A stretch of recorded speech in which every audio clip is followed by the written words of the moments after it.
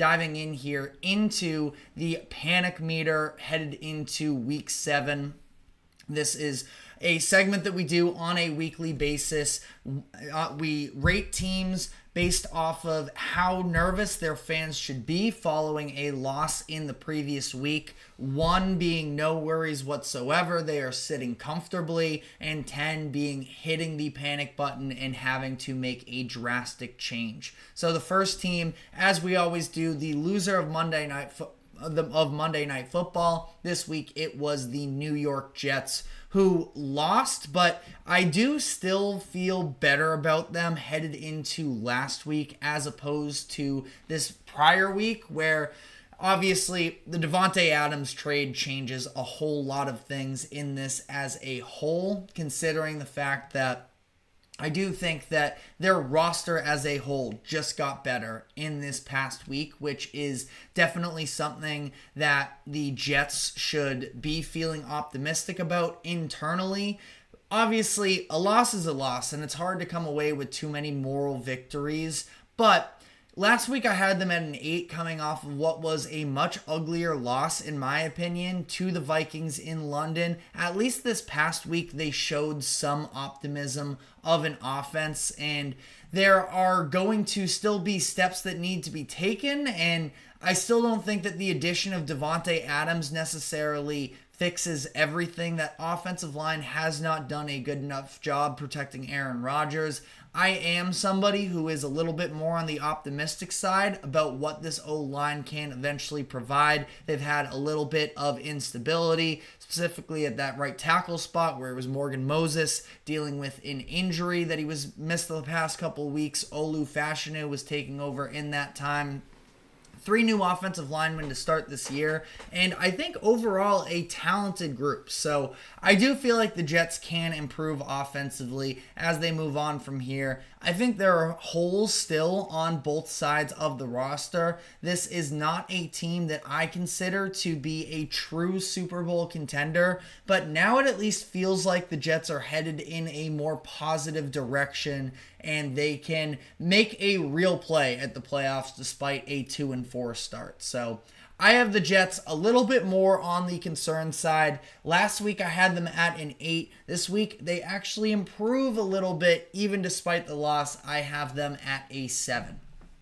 Next up, the worst loss of the weekend was the Dallas Cowboys, who got absolutely pummeled by the Detroit Lions in the mid-afternoon slate on Sunday. And this was a bloodbath really from the start, which is something that I don't think was entirely unexpected, but still, to the degree that this happened, has to feel terrible from a team standpoint, the organization up top, the fans, all of it. It was a bit of a disaster. And again, this is not a scenario where I feel like this came out of nowhere, where we knew very clearly, and the reason why we were on the Lions last week, it was because of the fact that there is such a blatant mismatch in the Lions running game against that Cowboys front 7, and it very clearly won out. It's just that the Cowboys weren't able to find any sort of other,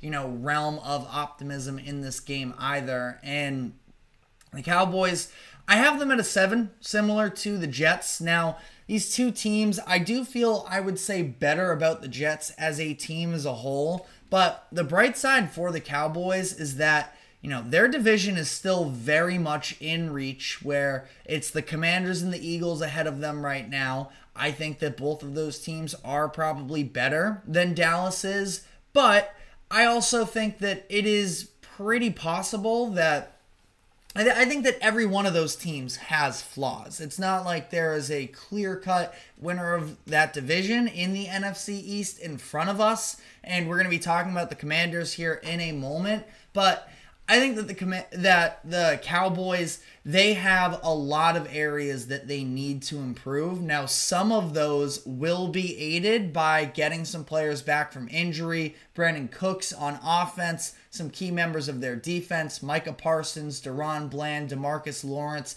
They can all help make the Cowboys a better team. I don't know if it makes them a playoff team, though. So I am pretty sufficiently concerned about the Cowboys. I have them sitting at a 7. Like I mentioned, Washington Commanders in the NFC in the NFC East, I have them at a 3 coming into week 7. And the idea behind this is that, this is a team that it is so hard to be panicked about who they are at this current point in time, because they were maybe by some people seen as a dark horse coming into this season. I wasn't on the Commanders like that headed into this year, so they've been a very fun surprise from an NFL viewership standpoint. And I think that ultimately for the Commanders in all of this, they are in a position where they can, understand that they're kind of playing with house money to some degree. This has been a very successful season already up to this point. And I think that they are still legitimately in contention for being a top 10 team in the NFL. Now, with those sort of new updated expectations for the Commanders, there are definitely holes in this roster, and it is basically up and down that defense, which is where I have the issues. The Ravens were able to just have their way with this Commanders defense, ultimately allowed over 400 total yards. They got dominated in both the passing and running game this past weekend.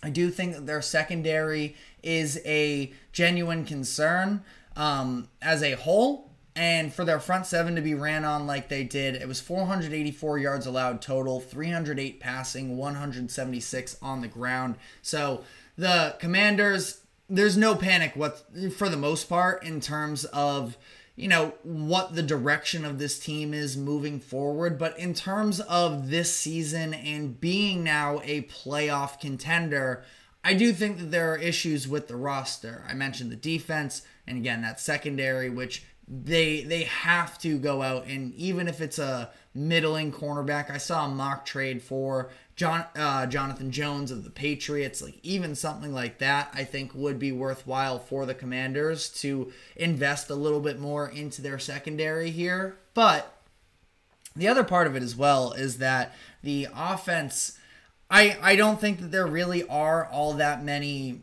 I think they're missing a second option is really what I'm getting at here, where Terry McLaurin, obviously, one of the best wide receivers in the NFL, borderline top 10 there. He is continuing to have a very good year. He had 2 touchdowns this past weekend against the Ravens. Zach Ertz has shown a little bit of life these past couple weeks, but, overall, it's a lot more sort of just gadget guys that take turns having big moments. Zacchaeus has had some good games for them as well. We see Ertz and Noah Brown a little bit involved as well.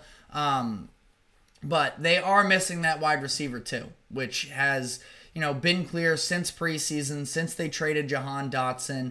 I would definitely prefer for them to have a second weapon, which eventually when we get into some of these more high leverage games down the stretch of the year, you think about how opposing defenses are going to play Terry McLaurin and trying to remove him. How will Jaden Daniels be able to succeed? We'll see. I still think he will be able to do a good job, but difficult situation there to sort of navigate through as a rookie quarterback. But the Arizona Cardinals, a team that I was very high on coming into this season, and I guess it really is just on me in terms of picking this team to be the dark horse playoff contender, but they have looked very far from that up to this point in the season, where, they have a couple valuable wins against divisional opponents, blowing out the Rams in week 2 and coming back against the 49ers just last week, to the point where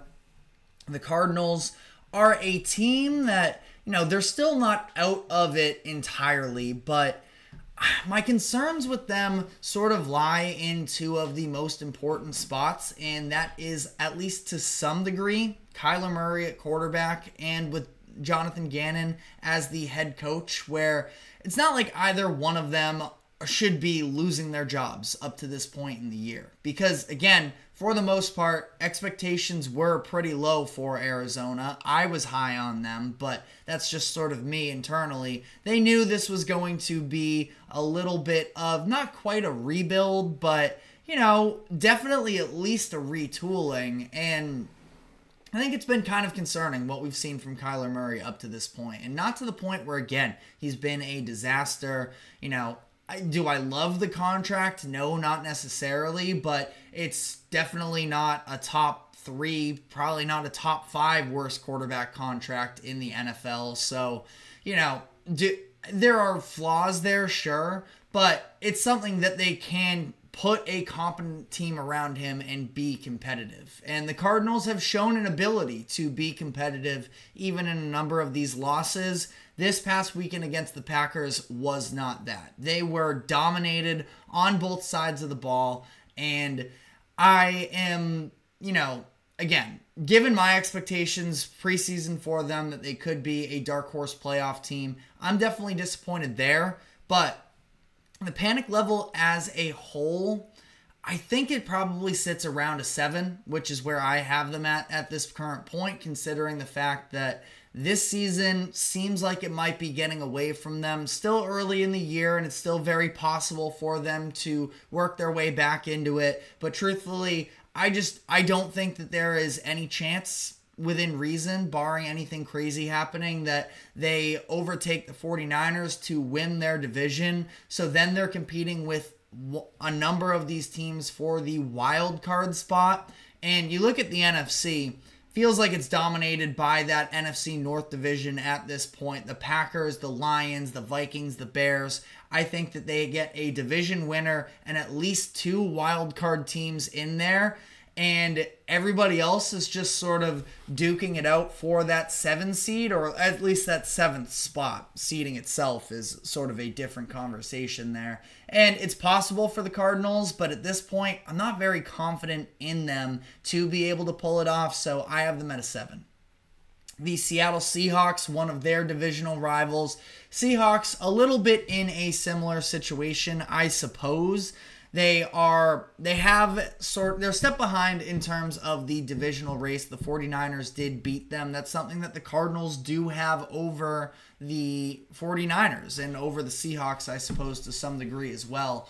But the difference is the Seahawks have reinforcements coming. They've been dealing with a number of injuries, especially on the defensive side of the ball, that I do think once they get more of their playmakers, specifically in that front 7, back from injury, that they can sort of start to take this thing back to the next level. Now, the Seahawks, they have some blatant flaws, and specifically it's the offensive line and the lack of production from there. The defense hasn't been very good. You could frankly say they've been bad the past 3 weeks during this losing streak.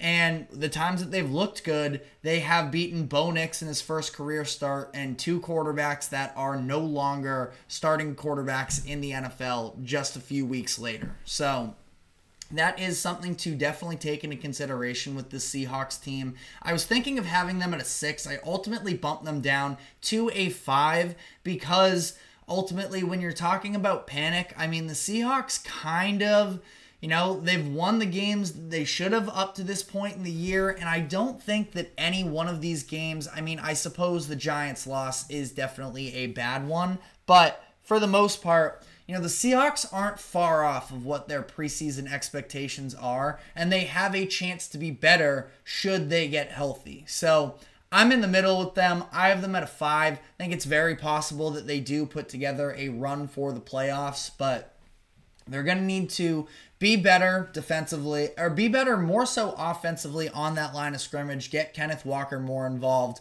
and then hope that once they get healthier on defense, they can, play like a top 10 group, which a lot of people had them as coming into this season. And then final team here, the Denver Broncos.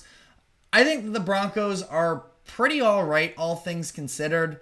They're 3-3 right now. They are definitely in contention for a wild card spot. It's hard to panic right now and at all for the Broncos, considering that, they're starting a rookie quarterback right now.